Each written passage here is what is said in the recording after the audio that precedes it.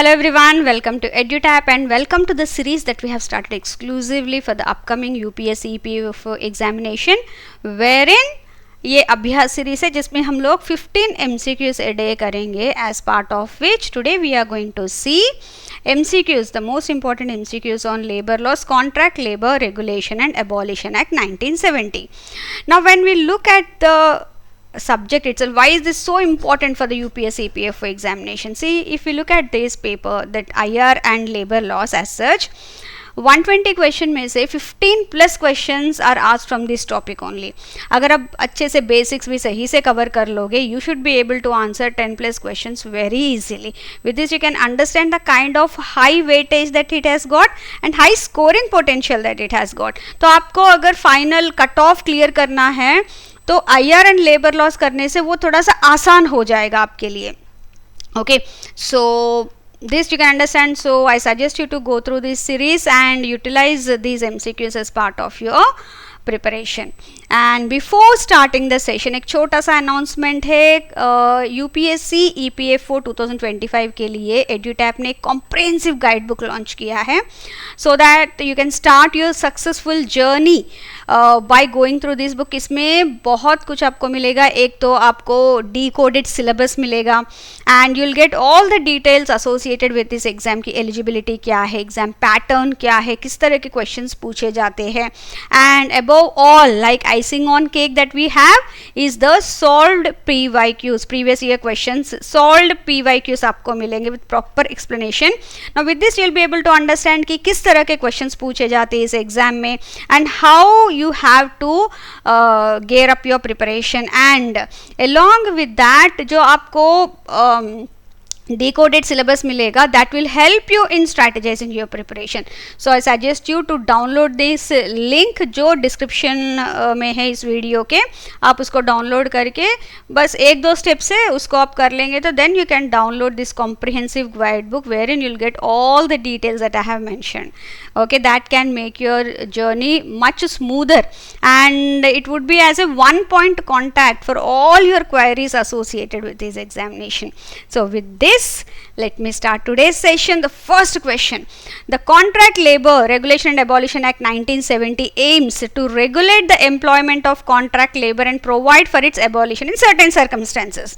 Okay, कि कई जगह पे उनकी requirement होती है लेकिन कई जगह पे नहीं होती है लेकिन करवाते हैं. So to avoid that, so which of the following is not a circumstance where abolition of this contract labor can be considered? See, जहाँ पे भी कुछ स्पेशलाइज्ड वर्क चाहिए या फिर कुछ ही टाइम के लिए पूरे साल में काम रहता है, वहाँ पे हम लोग ये कॉन्ट्रैक्ट लेबर ले सकते हैं.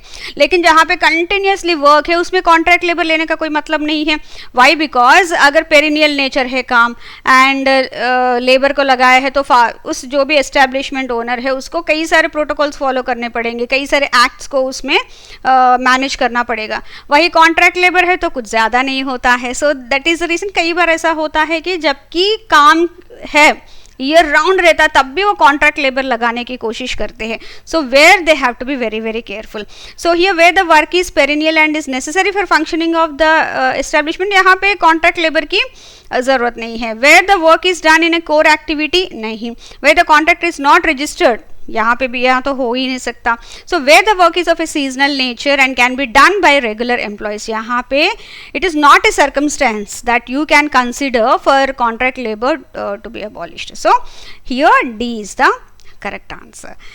ठीक है, moving on to our next question. As per the provisions of the contract labour regulation and abolition act 1970, which of the following statements is और are correct regarding the nature of work deemed to be intermittent?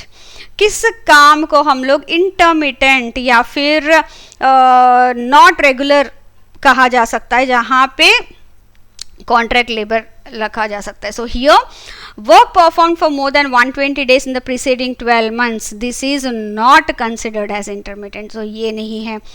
Seasonal work perform for less than 60 days ने, yes ये intermediate माना जा सकता है. अगर 60 days से ज़्यादा है, अगर ये ग्रेटर देन 60 डेज है, then again this would not be intermittent. So in this case we are talking about deemed to be intermittent, मतलब continuous नहीं है, it is only of for some time. So that would be 2 only. Okay, so here B is the correct answer. Moving on to our next question. Raj is employed in a factory as a supervisor, drawing a monthly wage of 450 rupees and does not perform any managerial functions. Clearly mentioned kiya hai, and his wage is 450 rupees. Under the given definition, will Raj be considered as a workman? Because यहाँ हम लोग बोल रहे तो supervisor है लेकिन इसकी salary इतनी है, does not perform any managerial functions, so wherever the salary is less than the wage the drawn per month is less than 500 and does not perform any managerial function, ये दोनों ही criteria fulfil करेगा, only then that particular person working would be considered as workman. So here in this case Raj would be considered, since his wages are below 500 and he is not mainly in the managerial role, so he will be considered as a workman. This is as per the definition given by under this particular act. ठीक है, here A is the correct answer. Moving on to our next question. As per the provisions related to the Central Advisory Contract Labour Board, what is the required minimum number of members on the board excluding the chairman and the chief labour commissioner? Now when we look at the Central Advisory Contract Labour Board, ये कई सारे functions होते हैं इसको regulate करना, ये contract labour का and all that. ठीक है, सेंट्रल लेवल पे ये सेंट्रल गवर्नमेंट के एडवाइस करते, मतलब फॉर्म करते हैं. सो हियर इसमें जो minimum number of members that should be there, minimum इसमें 11 मेंबर्स की ज़रूरत है and maximum it can go up to 17. No these kind of questions are asked in the exam. अगर आपको लग रहा है इस तरह के क्वेश्चंस भी पूछे जाते हैं, येस यू कैन, इस तरह के क्वेश्चंस भी पूछे जाते हैं and you can view that very clearly in the previous year questions, जो हम लोग उसका भी सीरीज लॉन्च कर रहे हैं. So with that you can get all the previous year questions eight one place for different years. ठीक है, so here minimum number would be 11 here. ठीक है, moving on to our next question. A state government forms a state advisory contract labor board. Central वाला central government करता है, state वाला state करता है. Here they are saying that with the 10 nominated members, उसमें 4 representing the workmen and 3 representing the principal employers. Okay, and 3 representing the contractors, क्योंकि वो भी तो रहते हैं, वही तो कॉन्ट्रैक्ट लेबर को लेके आते हैं, right. So the labour commissioner is an x officio member here. जो भी वहाँ मेंबर रहे, मतलब जो उस पोस्ट में रहेगा, that person would be the member here. Okay, so वो ए हो सकता है, बी हो सकता है, टाइमली चेंज होते रहते हैं कई बार. So according that's why it's called as ex officio member. Does this composition meet the requirement under the act? Okay, now if you look at the state advisory contract labor board, इसमें minimum 9 members होना चाहिए, okay, and maximum 11 members होना चाहिए. So 10 members तो है ही इसमें, ठीक है, ये 11 including the labor commissioner. So here and workmen and principal employers, they should be either equal or the number of persons representing the workmen should be more. So इसमें सारे criteria fulfill हो रहे हैं, तो yes ये बिल्कुल सही composition है, because the number of workmen representative is not less than the principal employers and the contractors. Okay, so क्योंकि ये 3 है, ये 3 है एंड यहाँ पे ये 4 है. ओके, कंबाइंड नहीं, इंडिविजुअली होगा यहाँ पे. ठीक है, सो this is the correct answer. And yes, because number of workman not less than the, ये भी है. अगर कंबाइंड नहीं है तो यहाँ पे बी है. येस, मैंने ये ऑप्शन नहीं देखा है. So here B is the correct answer, because is not less than the principal employees. यहाँ पे भी वैसे ही दिया है बट कंबाइंड दिया है, it's not that it's greater than actually. ठीक है, सो हियर प्रिंसिपल एम्प्लॉयर्स का ही हम लोग कंसिडर करेंगे यहाँ पे. So B is the correct answer. Sorry, मैंने बी ऑप्शन नहीं देखा था. Okay, no because number of nominated, ये नहीं है. No because number of must be greater than the and combined, no combined नहीं है. So here B is the correct answer. ठीक है, only they look at the persons representing the principal employees, उससे equal होना चाहिए workers का, workman का, या फिर ज़्यादा होना चाहिए. Moving on to our next question. A state government is considering prohibiting the contract labor in a sugar factory's packaging unit. ठीक है, the unit's work is performed throughout the year, is essential for factory's operations and usually employs a large number of regular workers in similar establishments. Now which of the following conditions under the act does this situation fulfill for prohibition? Because यहाँ पे ये work perennial nature, अभी हमने first question में क्या किया था, कि पेरिनियल नेचर है तो वहाँ पे कॉन्ट्रैक्ट लेबर नहीं लगा सकते. अगर वो सीजनल है तो definitely they can go for contract labour. So यहाँ पे they are trying to prohibit the contract labour because the work is of perennial nature and ordinarily done by the regular workman only. वो उन्हीं से हो सकता है, ऐसा नहीं कि कुछ स्पेशल पर्सन्स की ज़रूरत है जहाँ पे कॉन्ट्रैक्ट पे लाना पड़ेगा, because it's only of intermediate. यहाँ वो नहीं है. So here B is the correct answer. ठीक है. Moving on to our next question. A contractor's license to employ contract labor is valid till 31st December. He applies for renewal on 5th January, citing unavoidable delays. Under the Act, what can the licensing officer do?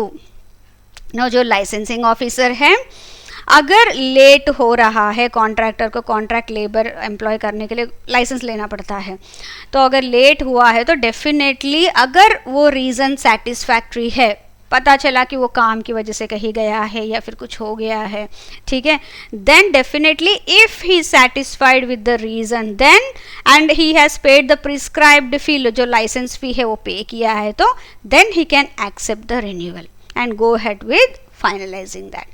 Reject the application outright, no. कोई भी problem हुआ है, कोई भी दिक्कत हुआ है तो definitely the person has to be given a chance before taking a decision. This is what कितने भी एक्ट्स आप करो सब में यही मेंशन किया जाता है. You have to give that person a chance to explain himself और herself. Issue a penalty, no. Refer the matter to, no. अगर सही है तो then definitely you can go ahead with the renewal. Okay, so moving on to our next question. A company files an appeal against an order on the 25th day after the order was communicated to them. ठीक है. The appellate officer reviews the submitted documents and believes the appeal lacks merit. What must the appellate officer do next according to the procedure? देखिए, जब भी as I said earlier also कोई भी appeal होता है to the appellate officer, मतलब यहाँ कुछ ग्रीवेंस हो गया है, now that has to be ना उसका कुछ इंस्पेक्टर ने कुछ ऑर्डर सर्व किया या सर्टिफाइंग ऑफिसर ने कुछ या फिर लाइसेंसिंग ऑफिसर हिया उसने कुछ ऑर्डर कम्युनिकेट किया है, ठीक है, या इंस्पेक्टर ने कम्युनिकेट किया है, but they were not they wanted to appeal against that. So this is not the case, this is not the thing that has happened. So we want to appeal against that order. तो उन्होंने 25th day पे किया है, no doubt, क्योंकि 30 days का होता है, उसके विंडो में कर दिया है उन्होंने. एंड द अपेलेट ऑफिसर जो भी authority said that the appeal lacks merit, इसमें कुछ ऐसा नहीं है कि they can come up with that.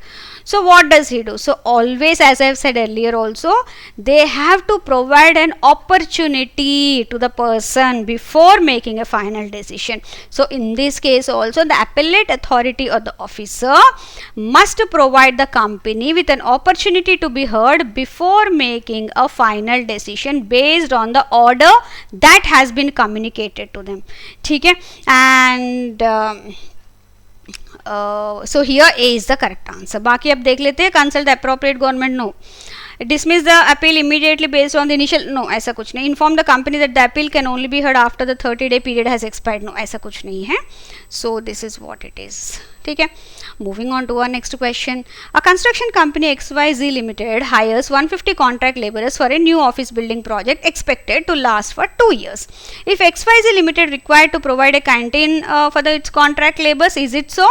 See, under this act, contract labour regulation and abolition act, इसमें अगर कोई भी जगह मतलब कोई भी एस्टैब्लिशमेंट अगर 100 से ज़्यादा कॉन्ट्रैक्ट लेबर्स को एम्प्लॉय करती है, then they have to be provided with the canteen facilities. So here See, yes, because the number of contract laborers are exceeding 100 and the work is scheduled to continue for a significant period, 2 years तक चलने वाला है. So here definitely a canteen has to be provided by the establishment to these contract laborers. ठीक है. Moving on to our next question. As per the provisions of the Contract Labor Regulation and Abolition Act 1970, which of the following is a consequence of non-registration or revocation of registration of an establishment?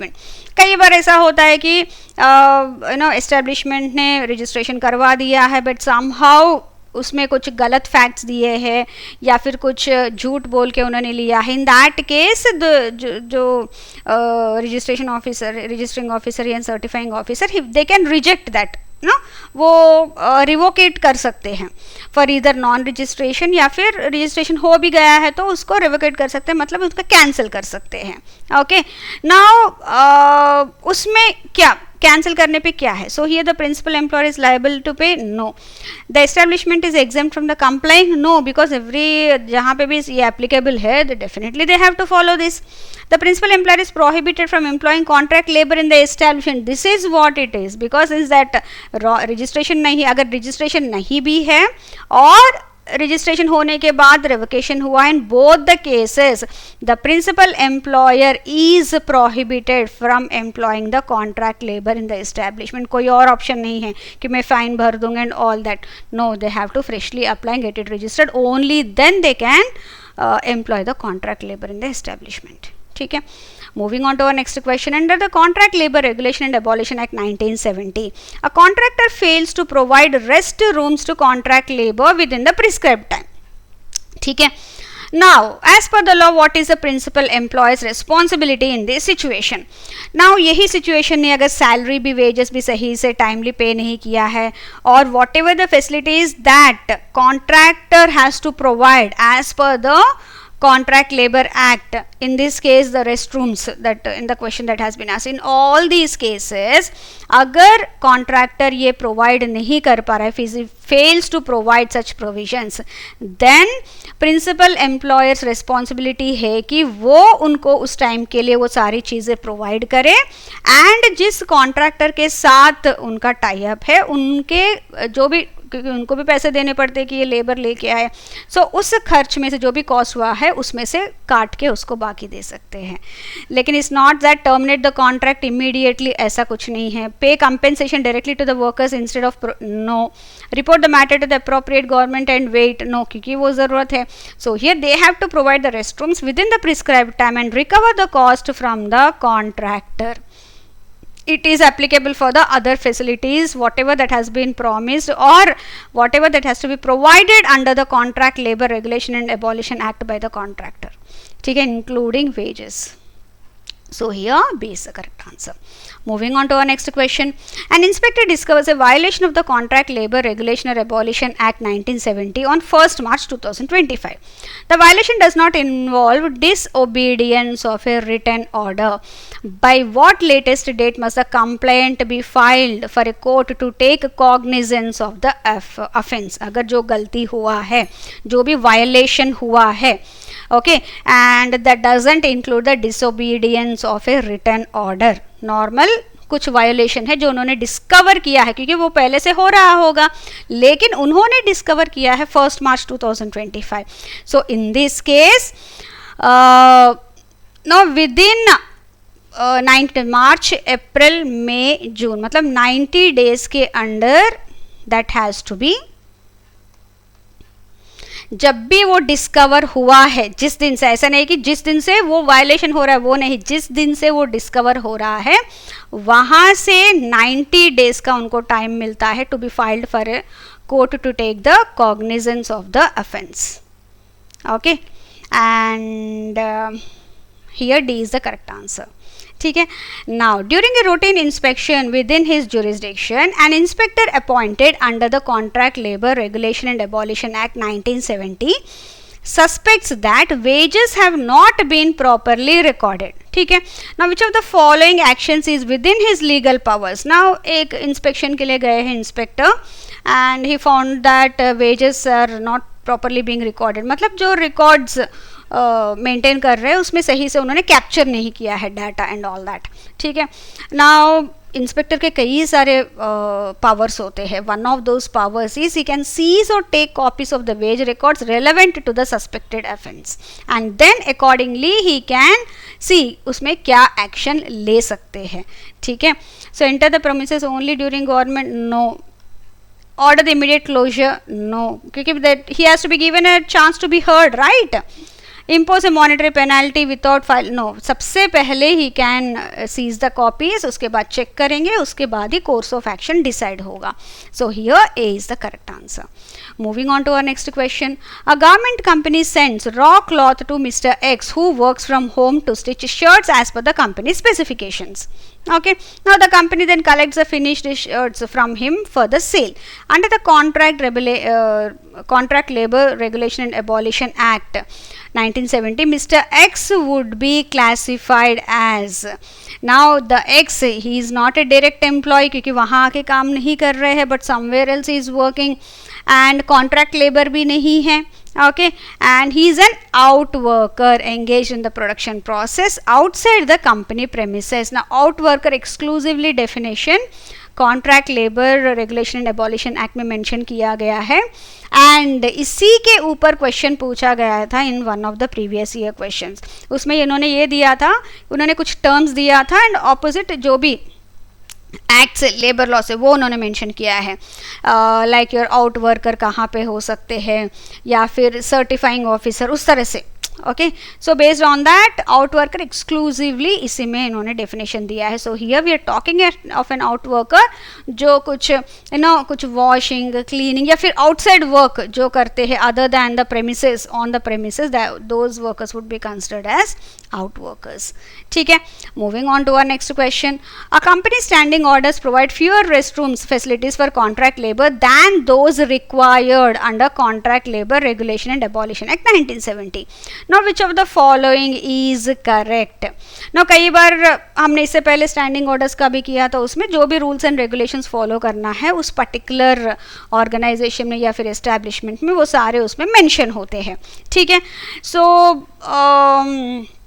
Mention होने के बाद वही follow करना पड़ता है, no, as per the standing orders act. Now उसमें उन्होंने rest rooms का बहुत कम नंबर दिया है, कितने हम लोग प्रोवाइड करेंगे करके, but as per the contract labour act यहाँ पे लेबर बहुत ज़्यादा है, तो अकॉर्डिंगली रेस्ट रूम्स भी ज़्यादा होना पड़ेगा. Right, that's what it says. Now दोनों में मिसमैच हो रहा है. Now what should the establishment do, whether they have to follow the standing orders act या फिर whether they have to follow the contract labour act. Here this act will override the standing orders and the company must follow the act's provision in such cases. जब ऐसा कुछ होता है, specifically इसमें mention किए थे कॉन्ट्रैक्ट लेबर के लिए जो भी रेस्ट रूम्स की ज़रूरत है उतना उनको प्रोवाइड करना पड़ेगा. इट डजेंट जो स्टैंडिंग ऑर्डर है that must be based on a particular situation, but this contract labours का they keep on changing. Right, so this act will override that and they have to provide as per the contract labour act rather than the standing orders act. ठीक है, so here B is the correct answer. So this is all from my end, and I really hope that you have liked this session. And before winding up, I have a small announcement from EduTap, जिन्होंने for the students who are targeting UPSC, EPFO, APFC and your AO examinations 2025, उनके लिए 3 major courses launch किया है. ठीक है, now सबसे पहला course है जो मास्टर कोर्स है. Now here this is as a 1 point source of all the content and from one place.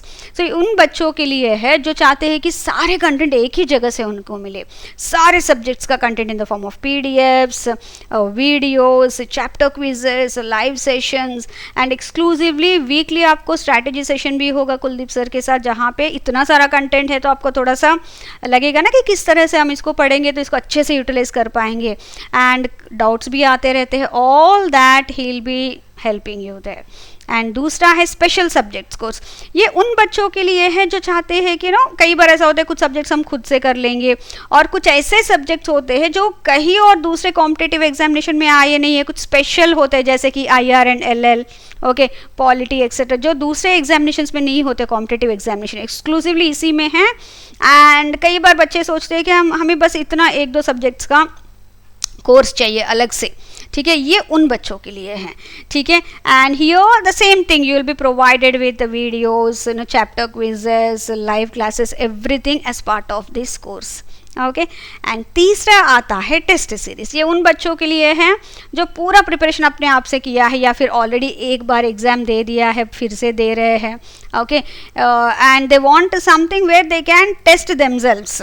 Like no mock test etcetera. So ये उन बच्चों के लिए बहुत हेल्पफुल रहेगा. बिल्कुल रियल एग्ज़ाम पैटर्न के साथ आपको टेस्ट सीरीज प्रोवाइड किए जाएंगे wherein you can check yourself. ठीक है. सो ये हो गए हमारे 3 कोर्सेज एंड इसके सारे डिटेल्स डिस्क्रिप्शन बॉक्स में ऑलरेडी अवेलेबल है. एंड आप उसमें देख के what ever queries that you have, you can get your queries resolved before making an informed decision of purchasing the course. ठीक है. So this is all from my end and thank you very much for being so patient and बहुत patiently आप देख रहे थे. Thank you very much and I wish you all a very all the best for your preparation, exam preparation, and see you all with the next session very soon. Thank you once again. Take care. Bye bye.